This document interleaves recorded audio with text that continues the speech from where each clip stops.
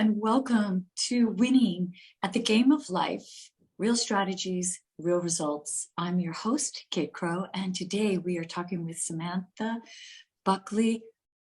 How do I say it? Hugessen? No, it's Hugessen. Hugessen. Thank you. No. And she is a coach who teaches people to live by design, and she is living her own life by design. So she really, really walks the talk.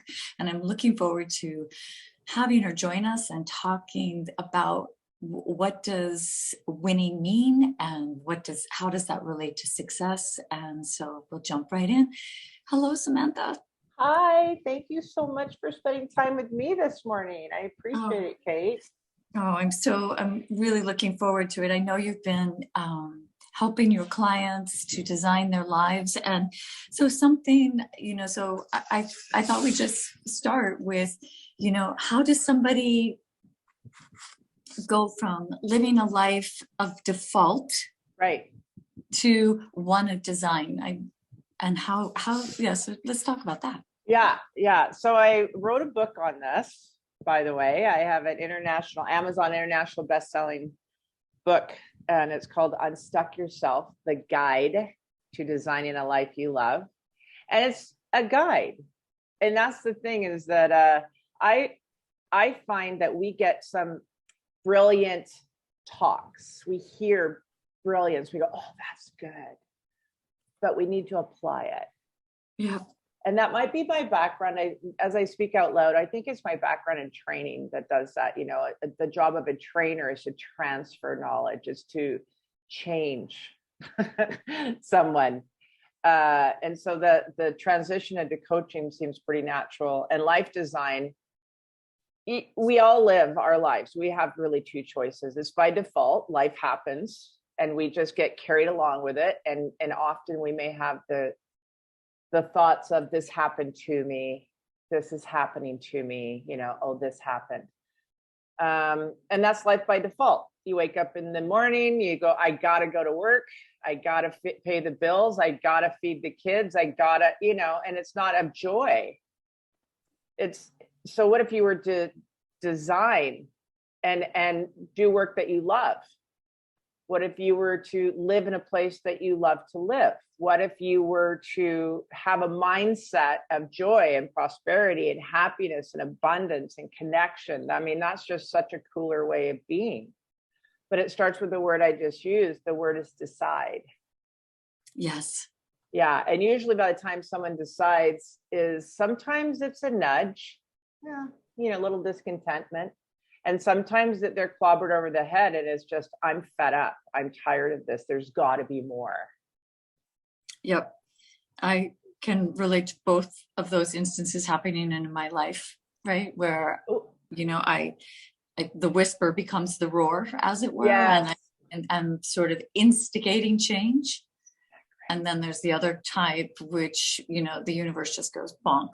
And all of a sudden I'm like, wake up. Like, whoa. Yeah. It's like, you're not going to do it. I'm going to do it for you. Let's go. I got a plan for you. Let's try this. Yeah. So what do you like? Yeah. So basically we're talking about change. You help your clients change, either consciously or, coming in the back door, having to do that, by survival. So like this default, do you want to explain a little bit? Like, I think we all know what that default mode is, but how do you help people or guide people to a life make that change and design? Yeah. Well, they have to come to me. There's number one is, the beauty is they, as a coach, I'm all about looking through the windshield of the car. That's what I tell people. Let me tell you the difference between coaching and therapy or counseling, which, by the way, both are super valuable. So it's not one is greater than the other. It's all depends on where you are in life and what your needs are. But as a coach, we're going to look through the windshield, and therapy and counseling is looking through the rearview mirror. Beautiful. Yeah. Sometimes when driving, I don't know. We'll see, Kate. When you get in the car next, I want you to think about how many times do you glance into the rear view to see what's going on? I want you to glance. I don't want you to deny there's a road behind you or there's traffic or a truck coming up on your butt. I don't want you to be in denial of it, but I want you to energize the path ahead. I want you to design what's there. You know, if we made a goal to go to upstate New York, we don't really have to know every single mile of the path. We just have to know that upstate New York exists, and we will find a way as we get on the road. Beautiful. Love that metaphor, because I think that's so true, is that I think people want to figure out every little nuance. Oh, I'm going to stop at that road stop and that, like to get gas, and yet when we do that, we kind of, we miss, a lot. The journey is so great. Well, I tell people, I teach people, I hope that's my goal, as I said, to transfer this knowledge. If you'd like to be stuck, try and figure out the how.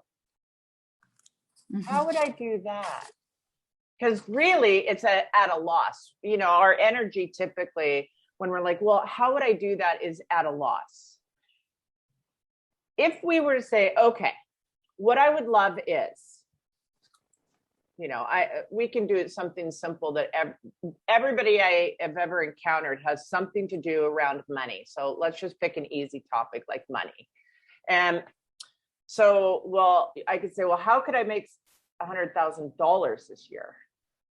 I've only ever made 50, or I don't know just throw that out there. Instead, the energy should be, I'm going to make $100,000 this year. What can I do today in the direction of that? Mm-hmm. It's in the action mode. So where I start with people is they come to me with their discontentments and they say, I want more. Okay, let's, or I would like some mentoring or, help on, I feel stuck. That's why I named the book, Unstuck Yourself, because I go, what can I do with you today? What, how can I be of service? I don't know. I'm just stuck. Okay. I'm just, I know there's more, but I don't exactly know what or how to get it. Perfect. So what does more look like? So that would be the question that I work with people. And in chapter 3 of the book, I actually start people, go get a notebook or download the workbook from my website. And it says, let's do this. What would you love? And the areas of your highest discontent, let's say it is your job or your, relationships or your health and well-being. What would you love in that area? Well, I'd love to make 6 figures. I'd love to, work with people I really like, but I don't want to commute and be stuck in traffic. Okay, perfect. We don't ignore the not it part. So, you have the love and the not it. It's like a Ben Franklin, they used to call it in sales, pros and cons, but we call it a love and not it. So you're writing down what you love and you go, but I don't want to commute. Okay, write that down. I don't want to commute. And so we continue on this exercise of what else would you love? Well, I'd love to have a boss that respects me and teaches me and grows me. Well, I'd love to work remotely sometimes, whatever it is. All right, now we have this list of what you would love. Let's go back and reframe the not it part. So you said you don't want to commute. Flip the coin over. What would you love? Well, I'd love to work remotely and my commute to be 15, 20 minutes. Okay. Then cross out the discontent side of the traffic or the, not wanting to commute. And let's put it into, I get to, my office in less than 15 minutes each day. So then we write it as an I am, I have, I feel.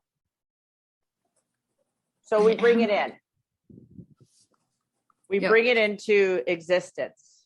I know it sounds really crazy, but I've been doing this successfully with people for over a decade and it works every single time. So okay, let's go down that path of I am, I am, have, I feel. I think that kind of grounds what you're saying, because it's interesting. Many times I find people are under the illusion that they don't know And I disagree. I think everybody has the answers within them. It's just really about unpacking that.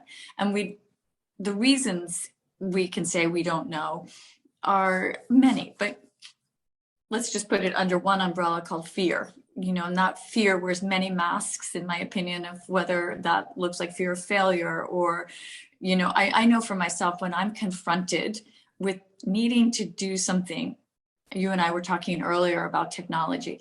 Oh my God, let's just talk. I can go into confusion, and that's really how my fear presents itself. When I know when I'm in fear, I'm going to pick up the familiar hat of like confusion, which is funny because that's not most of the time I'm super clear, so but in this area where I don't feel as competent in technology, it's super funny. But so I think, so you're absolutely 110%. We think the same way on this thing, because I speak about it often, and I've written about it. I don't know. I'm confused. You're using confusion. Using confusion. I'm confused as a excuse. Or a shield. It's like a shield. It's a shield. Exactly. That's why we're doing that. The truth is, you do know. At some level, Maybe you don't like the answer. Yeah. Maybe the answer is, listen, Kate, you're really not that interested in technology, and that's why you're not good at it. The truth of the matter is, if you wanted to be good at it, if it truly interested you, you'd be fine. Yeah.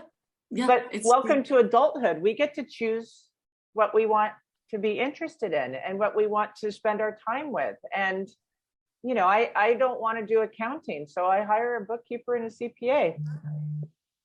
Right? Yeah. Live in your genius. If you don't want to get good at technology, then have your assistant get good at technology, and you do you really good. Yeah, well, that's exactly it. But so well, let's take us back to I feel, because that's like something so powerful, that sounds very powerful. Yeah. So what I do with my clients is we create a vision, or a lot of them have given it back to me to call it a new story, because I talk about letting your old story go. I would, but I can't. I can't, because insert old, paradigms. Yeah. And so the exercise I work with people is I say, okay, it's 3 years from now, or it's 2 years from now, or it's 1 year from now. Often I'll choose 3 years, and simply because it's 3 years, those of us who sabotage ourselves or play the I'm not enough game, can't believe that we could acquire our wildest dreams in a short period of time. So I have found that people, they go, okay, 3 years from now, I could do that. And the truth of the matter is, they'll manifest it and create it much quicker. But so I say, okay, so it's 2024. It all worked out. Life is amazing, right? And I bump into you on the street. Kate, what's going on? We haven't spoken since like 2021. Tell me about your life. I feel, as if you're reflecting on it all working out. Oh my gosh, Sam, you're not going to believe it, but I have this amazing home and I don't know what it is for you, but I'm just making this up. So what happens is that we have this beautiful detailed story without the how. It's just the what. We have this beautiful detailed story, and it's said in the stories of, I feel so amazing now that I have this incredible job. I'm so grateful that I've got X amount of money in my savings account. My children are healthy and thriving, whatever that is, whatever is their story that they're writing. And then we read it daily. The thing is you just don't read it and like it's an exercise. You put it on, you smell it, you hear it, you feel it. Subconscious mind doesn't know it's not happening. Yep. So now we're not just working with the woo-woo, the universe and energy. We're actually working with science. Subconscious mind goes, oh, cool. I do live this amazing house. Oh, my health is this, blah, blah, blah. So now you've got subconscious mind working on it. In the meantime, as you were designing this and you're speaking life into this new story, this vision, ideas will drop in of what could happen. Oh, so if I did live in this amazing house, what's the thing I would do today toward that? Oh, if I had this super cool job, if I really was going to turn my hobby into my career, what's the thing I could do today toward that? So then actions start coming in. So it's really firing on so many different cylinders. You've got universe, the God, I call it, the grand overall designer. So it could be whatever source that you call that energy. You've got the manifestation, you've got the laws, you've got science, and you got your own personal action. I mean, that's sounds like a lot, but it's pretty easy. It's easier to do this than it is to keep living in mediocrity and not, living by design. It's way easier to do this work than the other way. Yeah, and I think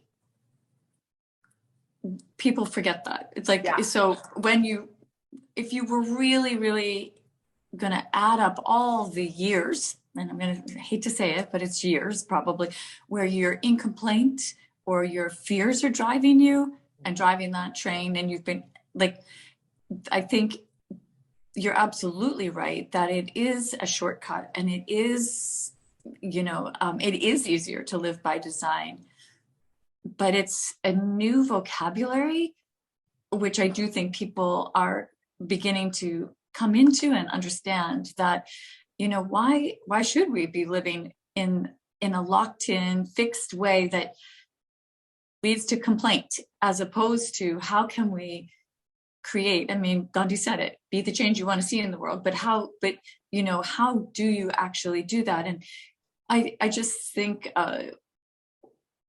people get tripped up on a couple of things. One, that it's not supposed to be hard, and that it's supposed to be just super duper easy. It's not.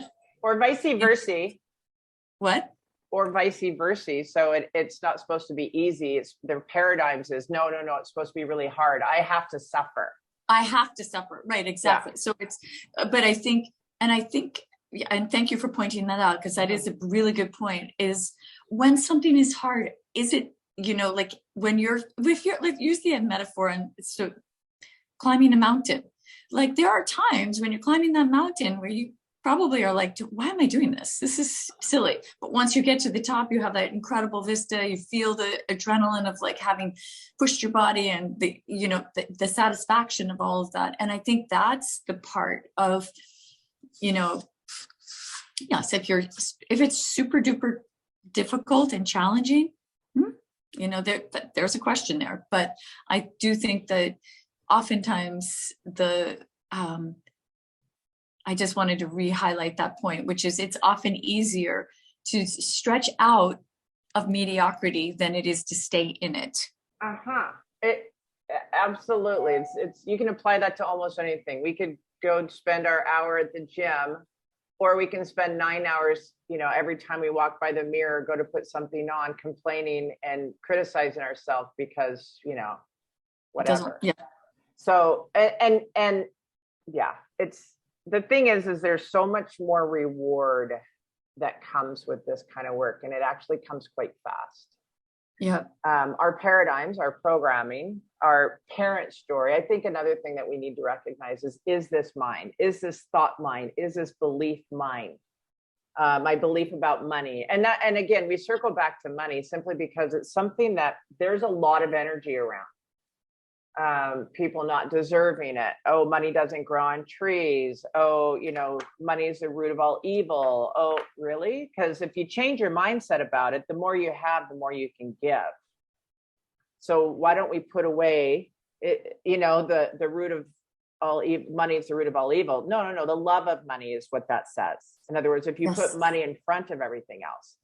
And so it's really mindset. And I know that's such a buzzword of the last decade, but it's truly mindset. It's your perception of something. You brought up, okay, we're going to hike a mountain. I personally love hiking, but I lose the muscle in it if I don't do it regularly. I just literally went hiking and golfing yesterday, and I feel like an old woman. I'm so out of shape. I'm like in pain, But the truth is that I can say, oh, I'm old and I'm out of shape, or I can, oh, I'm in pain, or it's like, wow, I'm invigorated. Wow, that's a good hurt. Yeah. We're in charge of how we choose to perceive things. Our perception is 100% ours. Yeah. Right? It's kind of like the saying, it's hard. It's only hard if you call it hard. It's only hard if you call it hard.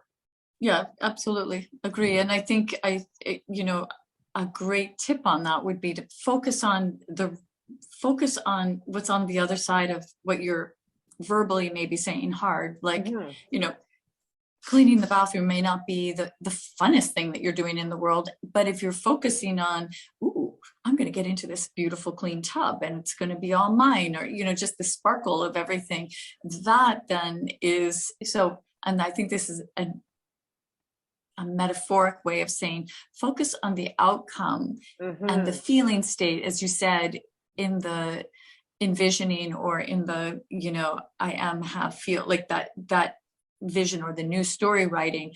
Part of what is so beautiful about that exercise is that you are transporting yourself into this new perspective.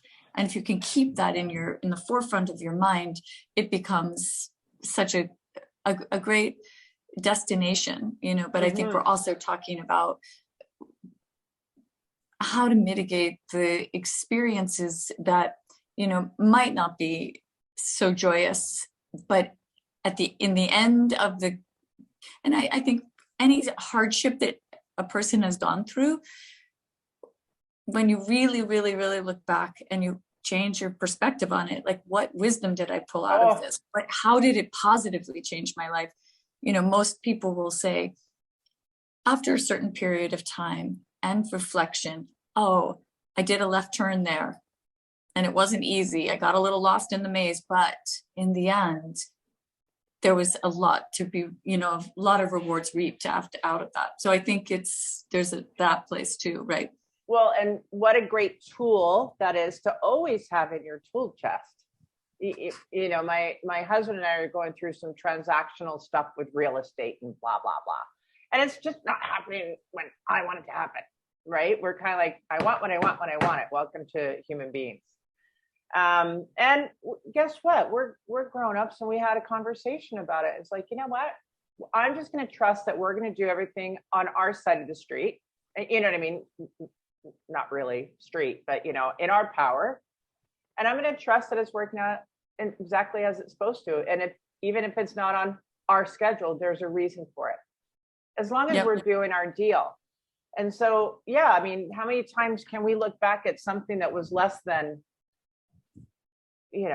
great and go, oh, that's why that happened. Oh, there's so we're talking about that. How do you deal with regret? Because that is like, that's fear cloaked in something. Do you see what I mean? And one of the things that when we're dealing with clients who are wanting to go towards a life by design, ooh, but what if, and we can get really stuck in those weeds of what if, and then the companion weed of, I made a mistake. So do you want to speak to that a little bit? Well, so that's why we leave the how out of it, because you don't get a lot of time to spend energy on what if, because you haven't got there yet. We're really taking just the step of the day. I used to rescue companies. That was one of my careers, is I'd go into, underperforming companies, like weight loss company, dating service, gyms, things like that, regionally, go in and I'd turn them around, make them profitable. I had a plan how to do that. I had a formula how to do that because I knew how to do this. We don't plan life like that. You know what I mean? You're going to be disappointed. So I think it's very much of, you just trust that it's all working out and you're being directed. And the next thing about failure, I have to be honest, I don't really experience regret. I think it is very wasted energy. Yep. I think you go, okay, wow, I wasn't very awake during that decision. Right? I wasn't very present or awake during that decision, but now I am. And so I will make this decision differently moving forward. feedback. Think about failure as feedback. Okay. Yeah. If you go into a science lab and, there's the mad scientist and things are blowing up, it's like, that's feedback. Don't mix those two things together. That's all. Yeah. I mean, now you're sabotaging yourself if you walk in and mix those two things together again. Well, that's on you. Now you're sabotaging yourself. But the truth of the matter is like, woo, okay, that doesn't mean that there's no solution. It just means this is not the solution. Mm-hmm, so I love failure. It's not saying you can't. It just says not this way. There's another way. Yep. And I think there's been so much through the ages of, Thomas, we could go back as far as Thomas Edison, he's like, that famous thing of like on 1,001, he finally got the right, Yeah. But, and I think that is true. I think, and I agree with you 100%, Sam. I don't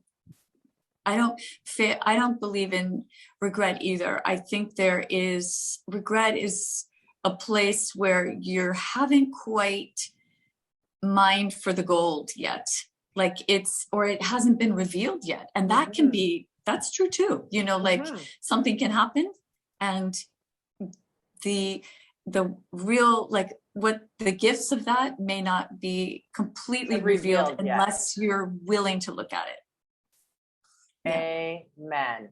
And regret is just a way of staying stuck. I mean, it really is. It's just a poor little me. Oh, I should have done that. Okay, stop. What have you done lately? I'm a bit of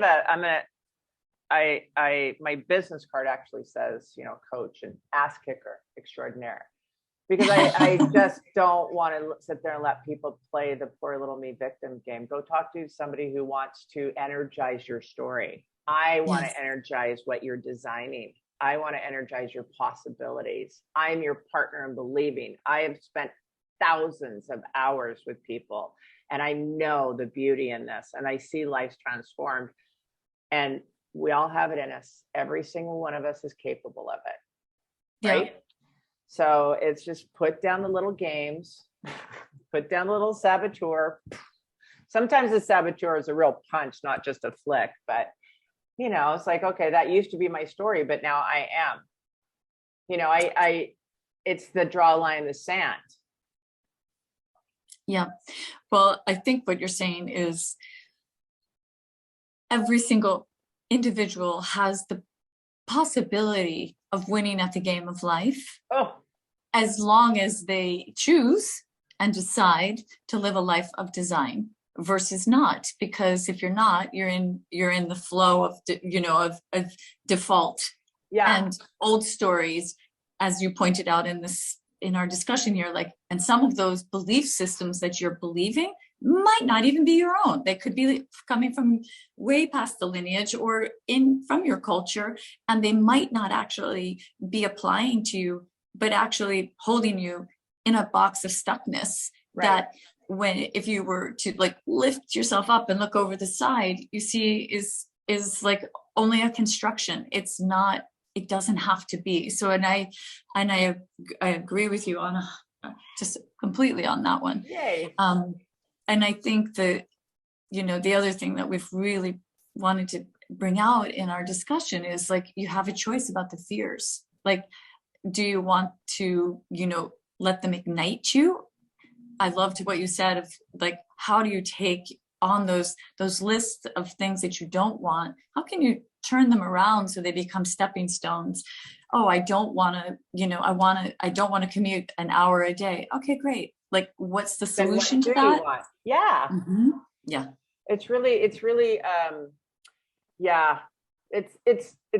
so powerful. And I think we're so fortunate to be in this day and age where our communication is about the woo-woo and the universe and our personal empowerment and all of that. It's really not that weird. It's pretty normal.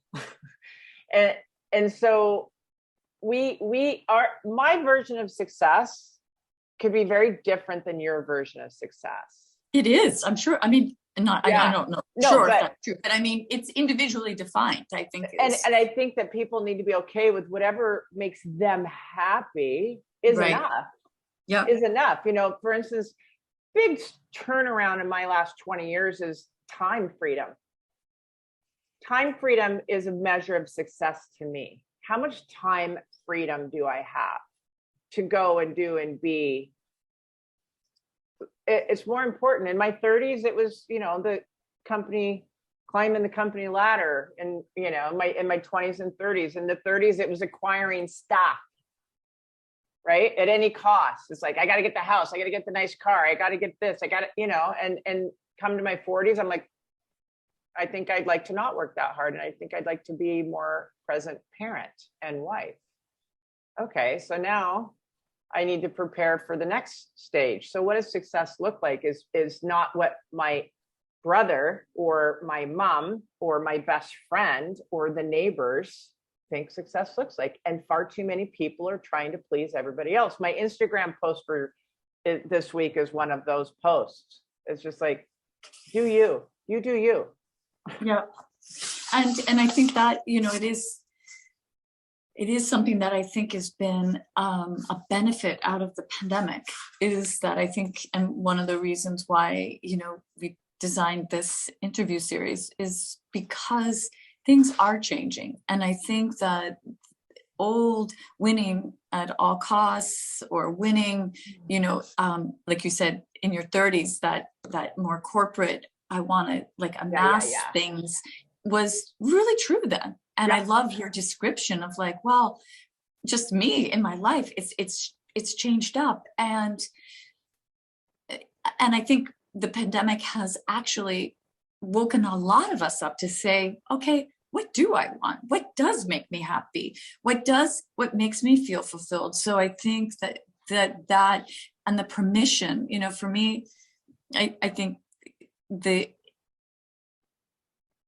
permission to give ourselves that, and to understand that actually it makes you a better worker. It makes you a better person in life. It makes everything sweeter. But I don't think that's been the message that we, you know, certainly the masses have heard. No, for sure. Yeah. And that has been it's been a message for a long time. And I think it's breaking down. And that's why we have so many things that are broken, because we're seeing that things have to be reinvented. And that's actually good. So in this discussion, we're really talking about change and how it can be good. It can be scary, but as you've said, focus on those little steps, little baby steps. It's almost always scary, but it's so worth it. Yeah. And to your point about fear, because that really comes down to almost everything's tied to fear. It's amazing. You have faith or fear. And unfortunately, far too many people choose fear when you can't have both. You can't have fear and faith. You have to pick one. Mm-hmm. And I love to tell people, fear is always going to be in the car with you. Don't try to con yourself. Don't deny, but you don't need to have it in the driver's seat. It's like, oh, I see that. I see that's fear. Okay, you get in the back, because right now faith is driving. Yeah. You know, that's all. I'm choosing faith today. It's beautiful.